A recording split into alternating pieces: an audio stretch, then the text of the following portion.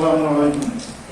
আমি মোহাম্মদ জামাল শিকদার, পিতা আব্দুল সত্তার শিকদার, গ্রাম সারুকা ৩ নং ওয়ার্ড, ৫ নং চরমনাই ইউনিয়ন পরিষদ, থানা সদর কোতোয়ালি, জেলা বরিশাল।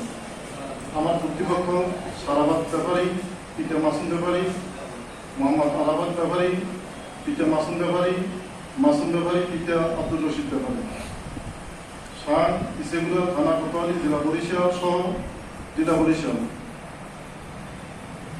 অজ্ঞাতনামা ২০-২৫ জন। বরিশাল চরমনাই ইউনিয়ন বিএনপির আহ্বায়ক মাসুম ব্যাপারী, বুকাইনগর তাসমি ইলেকট্রিক এন্টারপ্রাইজ, বুকাইনগর বাজার, মার্সার শোরুম থেকে গত 15/8/2020 সাল একটি ফ্রিজ ক্রয় করে। 2025 সালে ফ্রিজটি ত্রুটি দেখা দিলে ফ্রিজটি মার্সার শোরুমের সামনে রেখে দেয়। ফ্রিজটি আমার ভাই কোম্পানির সার্ভিস সেন্টার পাঠিয়ে দেয়।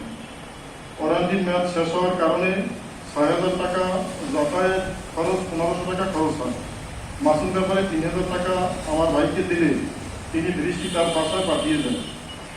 এর ৩-৪ দিন পর আমার আবার ফ্রিজটি রেখে যায়। প্রকাশ থাকে যে ওয়ারেন্টির দায়ে ডিস্ট্রিবিউটর নয়, এটা কোম্পানির বিষয়। এরপর থেকে আমার ভাইয়ের কাছে নতুন ফ্রিজ দাবি করে আসছে। ঘটনার দিন ২৮/২/২০২৬ ইফতারি ও নামাজের পরে আমার ভাই দ্বিতীয় তলা থেকে বাসায় যাওয়ার উদ্দেশ্যে নিচে নেমে আসেন। আসার সাথে সাথে মাসুম ব্যাপারীর ২ ছেলে আরাফাত ও সারাফাত সহ ২০-২৫ জন লোক নিয়ে আমার ভাইয়ের উপর ঝাঁপিয়ে পড়েন এবং তাকে এলোপাতাড়ি মারধর করেন। ঘটনাস্থলে তিনি বেহুশ হয়ে যান। স্থানীয়রা তাকে রক্তাক্ত অবস্থায় হাসপাতালে নিয়ে যায়। ঘটনার সময় হামলাকারীরা আমার ভাইয়ের শোরুম থেকে ফ্রিজ এবং দোকানে থাকা ৮,১০,৫০,০০০ টাকা নিয়ে যায়। এই ঘটনায় আমার ভাই মোহাম্মদ শাহ আলম শিকদার বাদী হয়ে গত চলতি বছর ১৪ মার্চ বরিশাল কোতোয়ালি মডেল থানায় একটি মামলা দায়ের করেন। মামলা নং ১২ দায়ের করেন। পুলিশ আসামিদের খুঁজতে থাকে। চলতি মাসের ৭ তারিখ রাত ১টার দিকে আমার ভাই ও ভাইয়ের ছেলে পুলিশের সাথে ওদের বাড়ি যায় এবং আমার ছেলে নকিব তাদের সাথে যায়। আসামিদের না পেয়ে চলে যায়। আমার ভাই কামাল শিকদার এবং আমার ছেলে নকিব শিকদার ও আয়নাল ৩ জন বাসায় ফেরার পথে তাদের উপর হামলা করেন। কর্তৃপক্ষ হামলা চালিয়ে কামাল শিকদারকে রামদা দিয়ে মাসুম মাস্টার সরাসরি আঘাত করে, কোপ দেয়। কোপ দেওয়ার কারণে আহত হয়। স্থানীয়রা আহত কামাল শিকদারকে উদ্ধার করে বরিশাল শেরেবাংলা হাসপাতাল নিয়ে গেলে কর্তব্যরত চিকিৎসক উন্নত চিকিৎসার জন্য ঢাকা প্রেরণ করেন এবং আমার ছেলে নকিব শিকদারকে জোরপূর্বক অপহরণ করে তাদের বাড়িতে নিয়ে যায়। নিয়ে মাসুম ব্যাপারীর ছেলে সহ আরো যাদের সাথে ছিল তাকে নির্যাতন করে। নির্যাতন করে তাদের বাড়ির ভিতরে একটি মুরগির ফার্ম ছিল, তাকে পিছনে রশির সাথে বেঁধে তাকে অত্যাচার করে। আমার ছেলে অনেক কম বয়সী। তো পরে স্থানীয় সহায়তা এবং স্থানীয় লোকজন তাকে শেরেবাংলা মেডিকেল হাসপাতালে নিয়ে যায় এবং শেরেবাংলা হাসপাতালে ভর্তি থাকে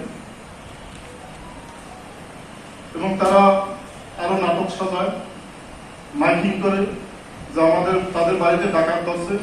পরে পুলিশ প্রশাসন, স্থানীয়জন সবাই জানতে পারে আসলে ঘটনাকে মিথ্যা ঘটনা তারা রচনা করছে। এগুলোর অনেক ভিডিও ফুটেজ অনলাইন ফেরত তারা। তা আমি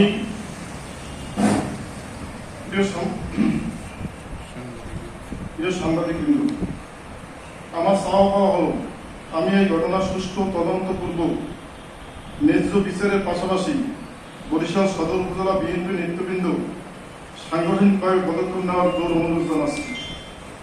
আসসালামু আলাইকুম রহমতুল্লাহ ওয়া বারাকাতুহু। যেই মামলা হয়েছে আমার ছেলে এখন হসপিটালে ভর্তি নাই, আমার মেজো ভাই ভর্তি আছে।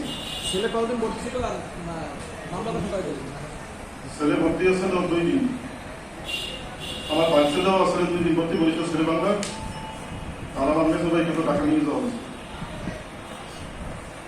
বিষয়টা কি বিরোধী বা বহুদলীয় এলাকায় কি নেতাদের জানাইছে? হ্যাঁ, সাইনকে কিছু কথা তারা কি বলছে? না, ওই সাংগঠনিক কর্মসূচি এটাই নাই, তো আমরা তো মামলা নেই, আমরা এই সাংগঠনিক